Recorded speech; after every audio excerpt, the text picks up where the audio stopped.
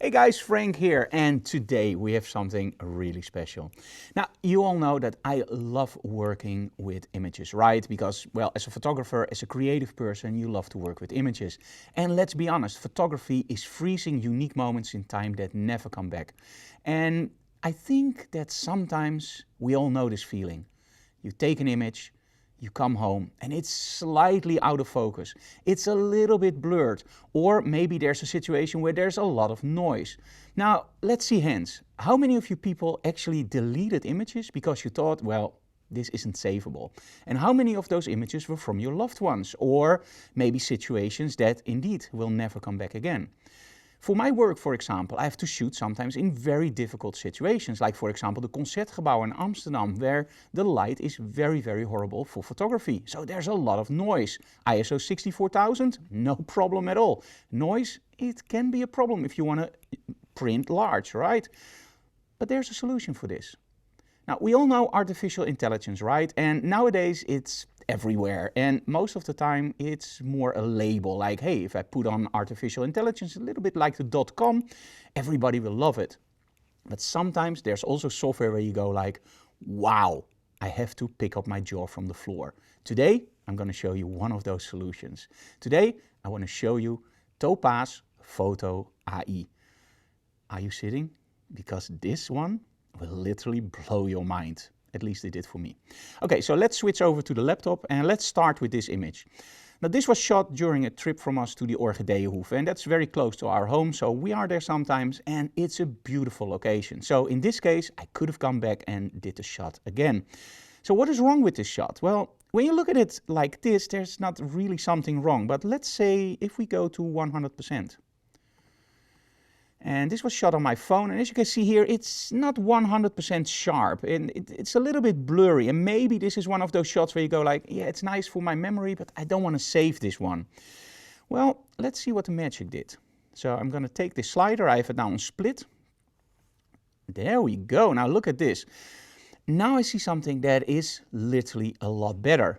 But this is just the auto setting, and there's something that I really like about this software. I'm going to show you that now. So the first thing you will see is actually that you have a sort of autopilot on the right side. This is something that will start up every time you open up an image, and it does a pretty good job. But of course you can fine tune it, and that's what we want to do, right? We want to fine tune stuff. So what do we have? We have raw remove noise. Well, in this case, I don't see any noise, so that's awesome. And we have sharpen and recover face. Now in this case, I only need sharpen. So let's open this up. And let's see what it did. It detected motion blur and it did a very moderate strength. Now, I always love to see what happens when you put it full blast, right? In most cases, it will introduce a lot of artifacts, things that you don't want in your image, and it just doesn't look right. So let's see what happens here. Let's put it on 100%, why not? Okay, no artifacts, a little bit of ringing here, but that's okay. Let's open up the clarity. And there we go, maybe back down the strength. And that looks a lot better. And a little bit less on the clarity. There we go. This I really like. But there's something else, and maybe you noticed this already. Do you see the water? The water doesn't respond to anything that I do. And that's great, because we all love bokeh on the back, right? The autofocus areas, those should be soft and those should be smooth. And when you start adding stuff, like for example sharpness, you don't really help yourself out with the bokeh. It will look very, very nasty. And masking, well, we can do masking in Photoshop, but it takes time, right? Now watch this.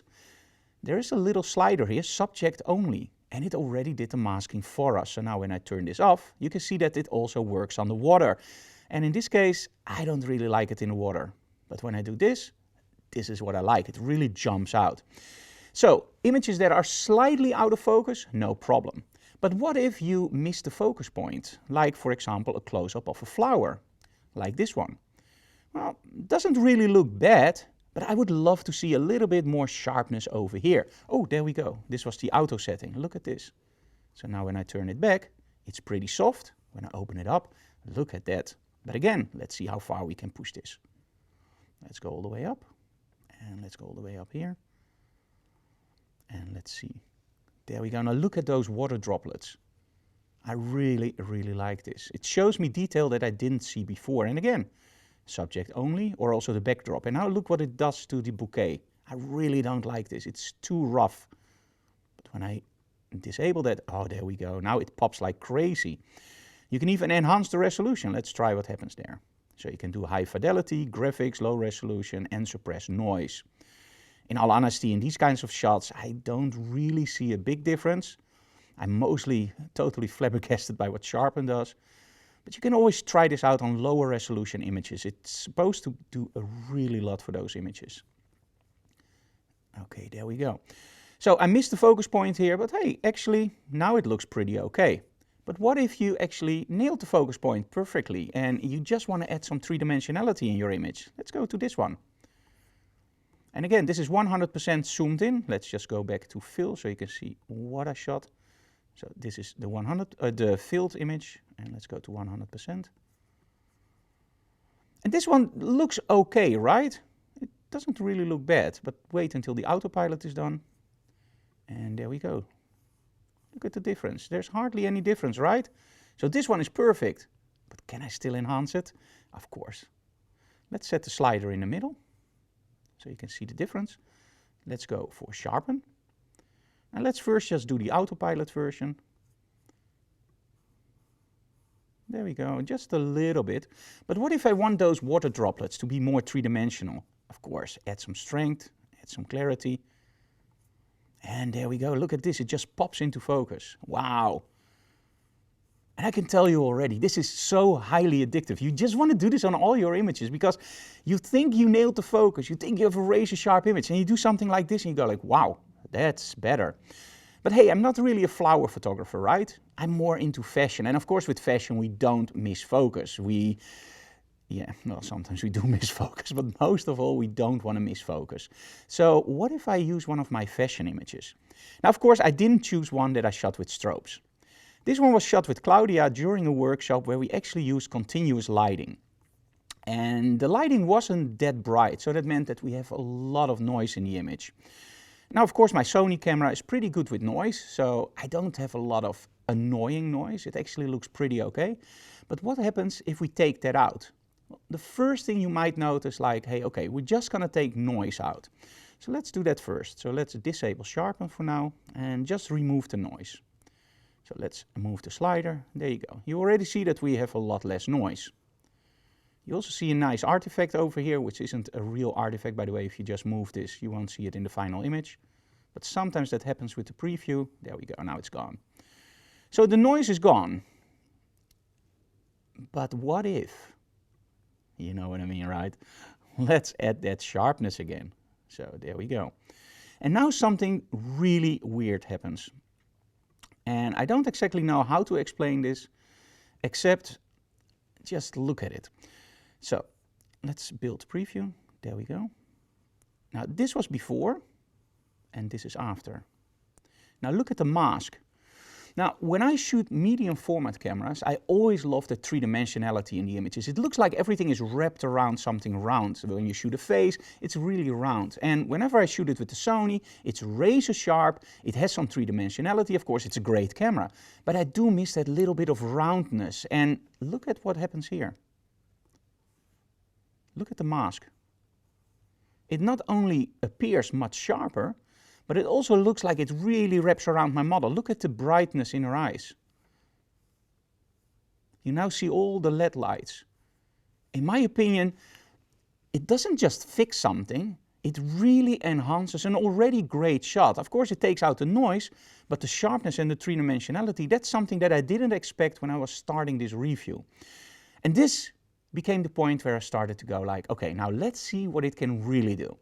Now, of course, during the Christmas concert of Wiebe Suryadi, we took some shots in the Concertgebouw. And again, those situations are horrible. I never shoot anything below ISO 3200, except maybe when I'm really lucky and I have something where he's a little bit still, I can do that. But as soon as he starts to move his hands, I have to go to ISO 32,000, 64,000 and sometimes even over 100,000, which is the max of my camera.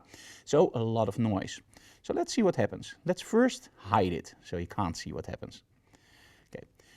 So this is a shot this is an easy one. This is where I'm pretty close to the artist. I'm taking the shot and well, except for some noise, it's okay. This is something that we can publish.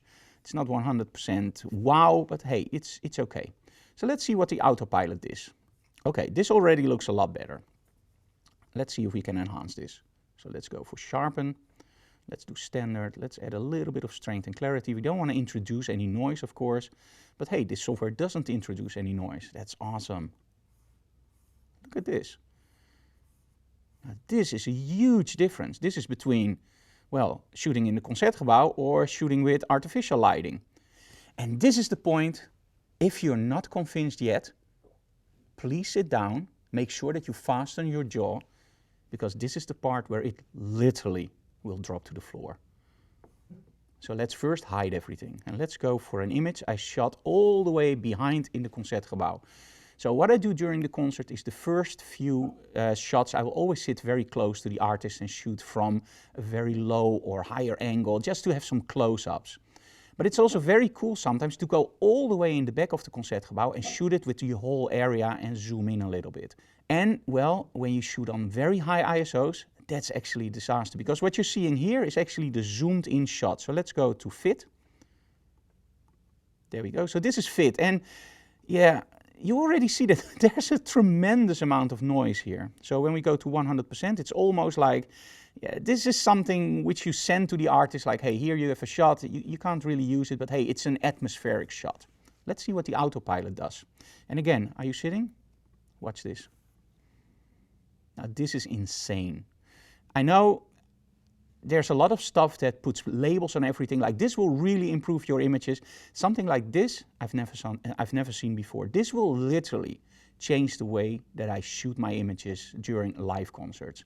This takes away so many barriers where I choose to shoot on a very, very tricky situation where you go like, okay, I don't want to introduce too much noise, but I need that high shutter speed. If I don't have that high shutter speed, I will miss this shot.